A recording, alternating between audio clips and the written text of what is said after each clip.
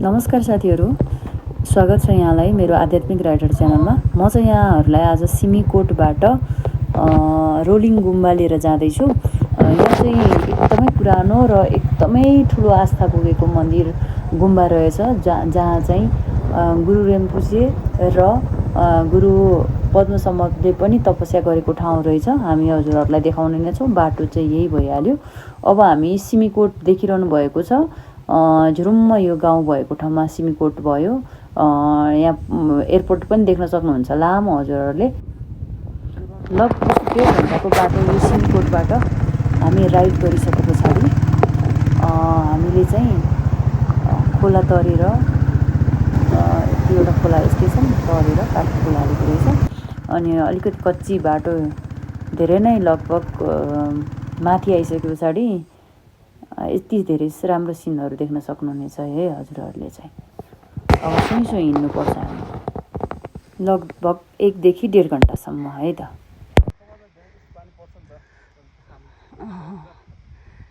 ल हामी ठ्याक्कै आइपुग्यौँ।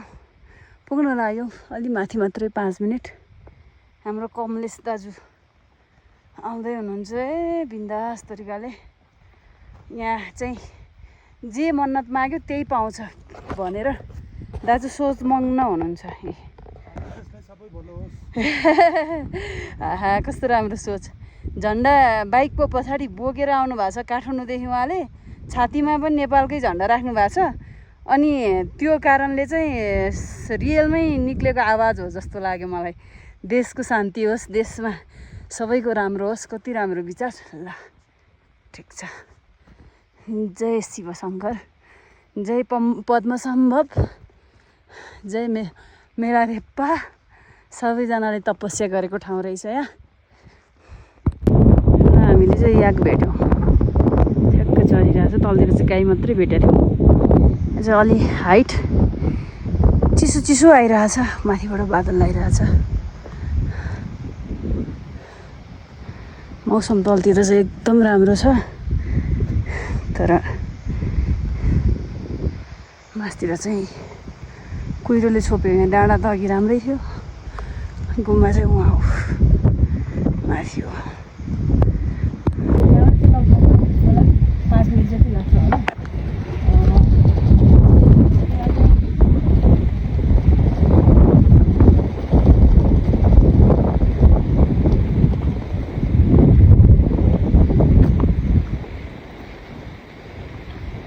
क्याङ्गिङ झेङ्गे लिङ्बा उहाँको स्ट्याचु।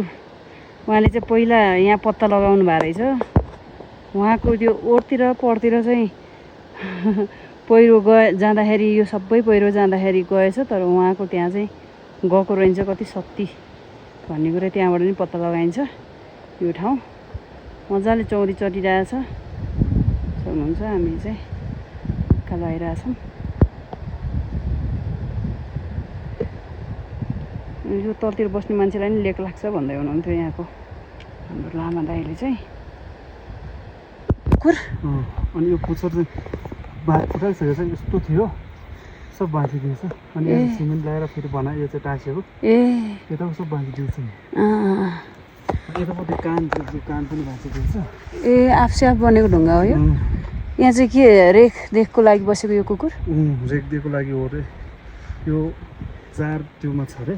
4 सुरमै छ रे यहाँ। 4 सुरमा छ भनेको थियो। अब देखेको चाहिँ यो मात्रै हो। अर्को 2-3टा देखेको कहाँ छ थाहा छैन।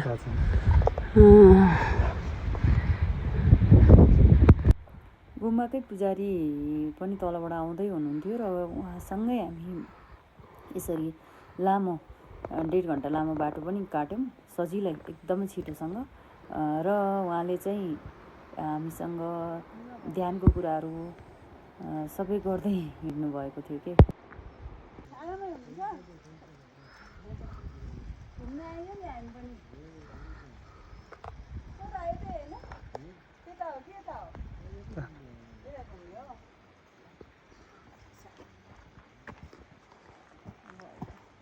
घुमाउने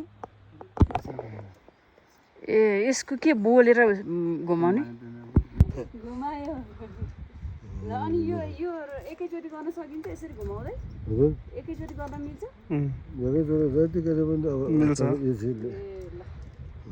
लुगाएको भन्यो नि हजुर त्यो ढुङ्गा चाहिँ त्यो ऊ त्यहाँ सम्भवले ऊ त्यहाँ एउटा मन्दिर जस्तो छ नि हो त्यो माला लगाएको त्यहाँ चाहिँ एउटा त्यो पेन्टिङ राखेको हो ए त्यहीँ हो त्यहाँ चाहिँ कुमारी त्यो लगाएछ नि हजुर त्यहाँ चाहिँ अनि पहिला गुरुपाण्डु सम्भवले चाहिँ त्यहाँ त्यो ढुङ्गा चाहिँ त्यहाँ ऊ देवीहरूलाई चाहिँ त्यहाँ राख्न दिएको अरे क्या रक्षा गर्नलाई त्यहाँ राखेको अरे अहिले छ त त्यो ढुङ्गा त्यो ढुङ्गा गुम्बाभित्र छ ए हो अहिले हेर्नुपर्छ उहाँले चाहिँ सबैतिरबाट ढुङ्गा एउटा एउटा ल्याएर एउटै गोलो बनाएर त्यहाँ राख्नु भएको थियो अरे त्यस पछाडि अहिले हामीले ल्याएर यो गुम्बामा राखेका छौँ अनि यो मुनि चाहिँ मेला रिभाको तपस्या गरेको यो मुनि ए ल जानुपर्छ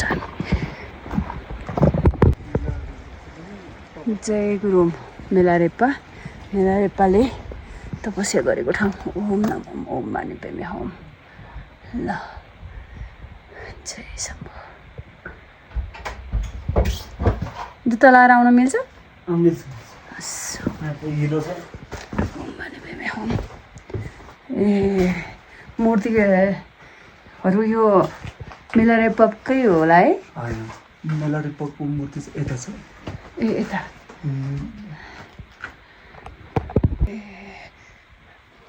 मेलारेप्पा अनि उता चाहिँ यो चाहिँ गुरुपाण्डु सम्भव हो हजुर अनि यो चाहिँ गौतम बुद्ध हो यो दुवै बुद्ध हो यो चाहिँ गुरुपाण्डु सम्भव हो यसले चाहिँ मेला रिभा हो र देवीहरूले ढुङ्गा लडाउँदाखेरिको चाहिँ गुरु रेम्बुजीले मेलारेप्पाले चाहिँ टक्क यस्तो निहुरिँदाखेरिको सेप बनेको रहेछ ठ्याक्कै यो चाहिँ है ल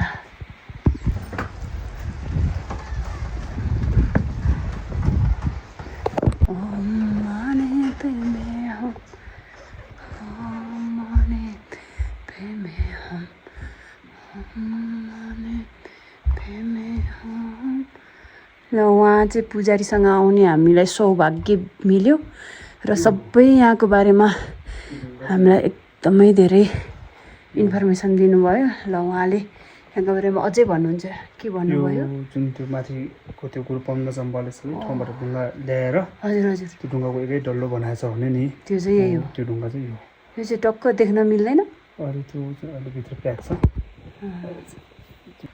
कति शक्ति क्या त्यत्रो सबै ठाउँबाट ल्याएर ल उहाँले चाहिँ हामीले यो चाहिँ के यो ढुङ्गा चाहिँ गुरु मेलारेप्पाले सबै ठाउँबाट ल्याएर गुरुपाण्डु सम्भवले ठाउँबाट ल्याएर चाहिँ अनि यहाँ चाहिँ एकै डल्लो बनाएको सबै ढुङ्गा चाहिँ वेट छ है उचाल्न मिल्छ एकचोटि उचालौँ त कतिको रहेछ पहिला त्यो गुरुपाण्डु सम्भवको त्योले तपस्या र त्यो ढुङ्गा चाहिँ यही हो हजुर अनि त्यसपछि चाहिँ योलाई चाहिँ जुन मेला रिभाले निकालेको हो हजुर अनि त्यसपछि चाहिँ केमो झिम्मिल लिङ्गा भन्नेले चाहिँ यो रलिङ बनेको कस्तो तीर्थ हो भनेर चाहिँ पत्ता लगाउने चाहिँ उहाँले त्यो गर्दाखेरि हजुर त्यहाँदेखि पछि चाहिँ यो मूर्ति चाहिँ हाम्रो देगे रिमर्सी भन्छ अनि उहाँबाट चाहिँ यो गुम्बाको त्यो भएको हजुर स्थापना भएको हजुर अनि उहाँको चाहिँ अहिलेको त्यो चाहिँ यहाँ छ उहाँको त्यो ए अहिलेको गुरु चाहिँ उहाँ हो हजुर उहाँ चाहिँ अहिले काठमाडौँमा हुनुहुन्छ अनि उहाँ पनि छ अनि अर्को हाम्रो उहाँ पनि छ उहाँ चाहिँ अहिले एल्बम गुम्बामा हुनुहुन्छ त्यो अनि त्यसपछि चाहिँ अर्को के भनेपछि उहाँको हजुर उहाँहरू गुरुको चाहिँ बाजे हो उहाँ चाहिँ यहाँ मूर्ति हुन्छ ए हजुर हजुर उहाँ चाहिँ सप्ताह मूर्ति भनिन्छ हजुर अनि उहाँ पनि गुम्बाकै गुरु हो हजुर उहाँले चाहिँ उहाँको त्यो बितिसकेपछि चाहिँ उहाँको त्यो चाहिँ हुन्छ उहाँ चाहिँ तारामा उहाँ चाहिँ यो चाहिँ के हो चाहिँ तारा होइन यो चाहिँ के भन्छ यसलाई चाहिँ खोजेरमा छ अहिले हजुर खोजेरमा चाहिँ पहिला त्यो चाइनाले त्यो गुम्बाहरू सब तोडफोड गर्दाखेरि चाहिँ त्यो खोजेरको त्यो योहरू सबै तोडफोड गर्दाखेरि त्यो भित्रको जुन त्योहरू हुन्छ नि मूर्तिभित्रको त्योहरू चाहिँ लिएर आएर अनि यहाँ बनाएको हो अरे। यो अनि माथिको चाहिँ यो हो मेलारेपाले चाहिँ जहिले पनि कानमा यस्तो गरिरहेको त्यो कारण चाहिँ के हो कि अर्थ तपाईँलाई यस्तो हो कि उसको एउटा गुरु भन्छ होइन हजुर उसले एउटा मन्त्रहरू पढ्दाखेरि चाहिँ उसले त्यो गर्दाखेरि यस्तो त्यो गरेको भन्छ। त्यो ज्ञान चाहिँ पढ्दाखेरि अनि उसले चाहिँ यस्तो त्यो गरेर उसले त्यो जस्तो अरूलाई ज्ञानहरू दिँदाखेरि पढ्दाखेरि अनि उसले चाहिँ अब उसले लिएर नृत्य गर्छ नि त्यतिखेर अनि यस्तो बसेर चाहिँ अनि ऊ पढ्छ अरे लिएर। हजुर हजुर त्यही त जहाँ पनि मैले चाहिँ मेलारेपाको चाहिँ यही देख्छु कि अनि उसको ध्यान गरेको ठाउँतिर होइन तपस्या गरेको ठाउँतिर चाहिँ यस्तै छ अहिले। त्यही त मनाङमा अस्ति जाँदा पनि यस्तै देखाएको थिएँ उहाँको गुम्बामा पनि। ल हस् धन्यवाद नमस्कार।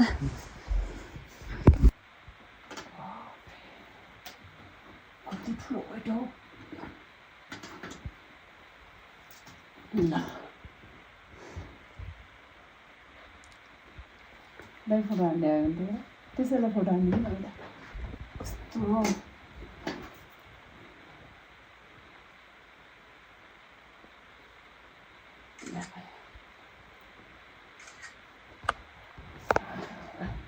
कस्तो सौभाग्य मिल्यो। धन्यवाद धेरै धेरै।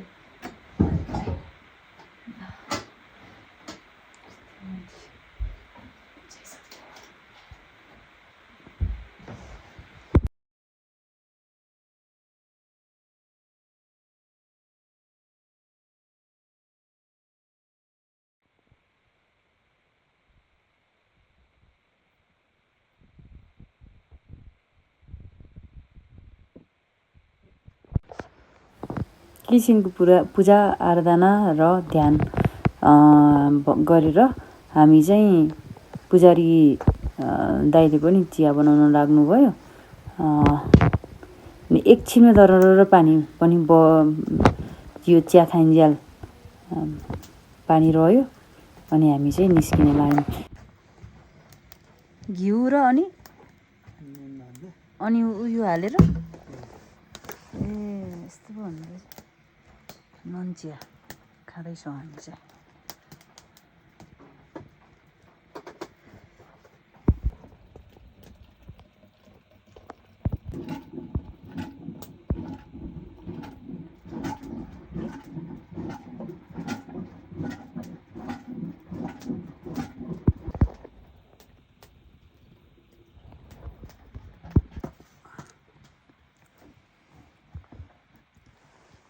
हाम्रो मिथलेश दाजुलाई चाहिँ चिसोको कारणले अलिअलि निन्द्रा लाग्यो अरे सायद। हस्त साथीहरू यहाँलाई